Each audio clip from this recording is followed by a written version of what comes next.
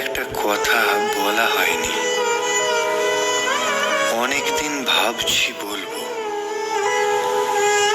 সামনে বলার সাহস নেই, তাই চিঠির মধ্যেই লিখব। আমরা ভালো আছি বাবা, তুমি কেমন আছো? কাজের লোক আসছে? জানো তো, এই শহরটায় এখন অকাল বর্ষণ, সব কিছু যেন ভাসছে। বাবা, আমাদের সামনের বাগানটায় এখনো বাচ্চারা খেলাধুলো করে, নাকি সবাই বড় হয়ে গেছে, সবাই বন্দি ঘরে? বাবা, মনে আছে তোমার আঙুল ধরে দাঁড়ানো, প্রথম শুরু করি চলা? মনে পড়ে সেই ছেলেবেলার দিনগুলো, জড়িয়ে থাকা তোমার গলা? ছেলেবেলায় তুমি আমার বাহন ছিলে, কখনো বা ঘোড়া, কখনো বা হাতি।